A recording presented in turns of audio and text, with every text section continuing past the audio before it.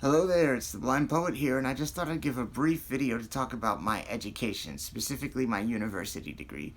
Now, as you guys have heard in previous videos, I went to VSDB, the Virginia School for the Deaf and the Blind, which in and of itself deserves a series of videos, not just a video. However, I'm going to try to condense my VCU experience in about 5 minutes. So at VSDB, it was a great school for many reasons, and it was a terrible school for others. And one of the terrible reasons was the guidance counselor. She did not know anything about helping me apply for universities post high school, and given that it was such a sheltered environment with only 30 kids in the blind department, you know, university lists weren't really high on our priorities. We just were sheltered in a bubble. So literally 3 days before I'm supposed to graduate, I graduate June 4th, and June 1st, it's a Tuesday, she comes into class and pulls me out to take an SAT test on what's called a closed circuit television, a CCTV. Now, the damn thing can't blow up big enough for me to be able to read the print, and she's not allowed to help me per some sort of regulation. So obviously I tanked the SAT and end up going to Nova instead. Like I said, I had applied to Mason, but she just didn't even submit the application. So we go to Palestine that summer, have a really good time over there, come back feeling great, nice body, nice tan and all that, and I go to community college, and I'm floored. I'm 1 in 30. I don't have my cane. I don't want to look like I'm not normal. I'm super anxious walking with my head down. It wasn't that great of a year. Academically, I did fine. I walked out of there with a 3.2, but it was like high school, but with the addition of smoke, and as they said in that old Mike and Molly show with that guy with the real distinct voice. So I went to the Center for the Blind for a year, and again, another series of videos is deserved for that, but ultimately I left there with confidence that was just through the freaking roof. I was able to walk around with my cane and my head held high, basically. It didn't matter to me. Asking directions and getting lost was a thrill. I don't know how it was turned on, but it just was. So I carried that back into Nova, and it propelled me pretty well. I was able to sort of start establishing tutoring with the Spanish students, and, I was less shy around people, and I just felt better about myself. Now, some things in my life were happening at this point that also had me in a bit of a melancholy state, which I'll talk about in a more personal video. But long story short, I finished with my Nova shy of 1 credit math. And that's because the reader that they would provide me was just substandard, and they just kept giving me a withdrawal on the class, which carried into VCU, which really bit me in the arse later. So I get to VCU, and I'm excited. I'm confident. Let's go. New university. I'm in Richmond, the place that the center was at. So I was like, hey, I know this place. This is my stomping ground. I knew this place when I had maybe 9 or 10 roommates, not when I had 9,000. It was overwhelming as hell, and for the first couple of weeks I spent it in my dorm room. And you know what? Honestly, I don't want to get too stereotypical here, but my roommates were pretty, let's call them trust fund kids, okay? One of them, and I want to omit names, but, he's one of those guys with 2 first names. So he sees me with my cane, and he's like, is he allowed to room here? And then this sweetheart old African-American lady just says, sugar, he got just as much right as you do. And he didn't say a damn thing. It was beautiful. You guys had to have been there. I didn't do it justice. So at this time, I still didn't even have an iPhone. I pulled up my flip phone because of practicality. I had an iTouch. So, yeah. And he's like, is that some kind of like Braille? He didn't even call it Braille. Braille phone. And so, right from that moment, I knew I didn't fit in. It was a room for 4. I tried to make friends with my roommates. The dude I shared a bathroom with was pretty tight, but overall I was pretty alone. I moved dorms because that one was way too expensive. It was really, really nice, but the rooms were about the size of a walk-in closet, and my roommates were, like I said, I just was, I guess, below them.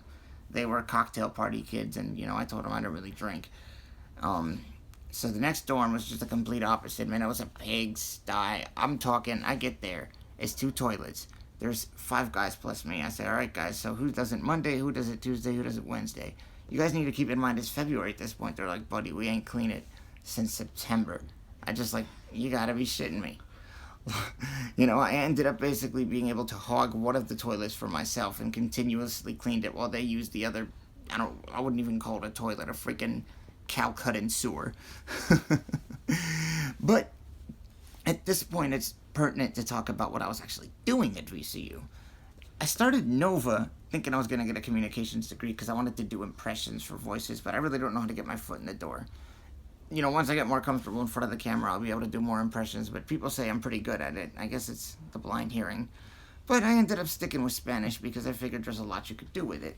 I live in Northern Virginia. When I go to pay my cricket bill, I don't go in there to say, hello. I go in there to say, buenas noches, quiero pagar mi cuenta. And it's just like they greet me in Spanish. When I go to some hookah bars in Richmond, they'll be like, Assalamu alaikum Ahmad, shulli بدك نفس الأرجيلة من آخر مرة. So it's like, I love the diversity. So I figured if I really worked hard at Spanish, maybe I could fit into the mold, And I did. I had a reputation since high school of being extremely intelligent in Spanish. I'm very proud of the fact that I have taught myself since 2007, with the assistance of teachers, of course, but you don't learn the language just off of 2 or 3 classes a week. You gotta really learn the language. And I'm proud to say that I would consider myself a Latino native verbally. Of course, my heritage is 100% Middle Eastern. But, I have nothing but great respect for the culture and hope that my work will someday lead me to helping, Latinos with blindness issues or Muslim Latinos. That'd be my dream. So I'm doing really well. I've got a reputation. I get to VCU, and I'm still known for this reputation. However, I'm losing my vision at this point, and I'll have to make a huge series of videos about the inaccessibility battles I met at VCU, because this is already getting too long. But, I had to sue the school, long story short, and I won, but I ended up having to spend 2 extra semesters just with the surgeries and all of that stuff. So I walk out of there with a Spanish degree. Now, I got a Spanish degree, specifically Spanish. Well, it's actually concentrated in Spanish. It's linguistics for several reasons.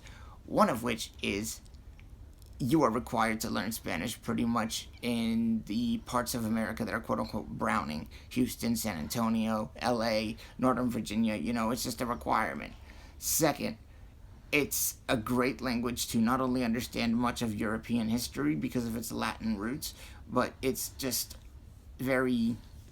it's very simple and appreciative. Third, some people are going to find this weird. I enjoy the living hell out of grammar. You give me verb charts to conjugate, I'm like a kid in a candy store. I kid you not. I could be on absolutely nothing, no coffee or anything. I enjoy it. Just like I enjoy geography and history. People think it's weird, but when you learn a language, you learn a culture. And I love learning. Because when I stop learning, I stop living. Because you never, ever, with a language, the beauty of it is you never finish learning it. You never, there's always something new to learn. And I guess, friends, my message to you guys in this video is really think about what you want to do in life and try to open your options up, because here I am as somebody who can't see a damn thing, but I still have to think about a future and work because a group home isn't for me. And if I can do it, I'm really sure that you guys can do it. See you guys next time.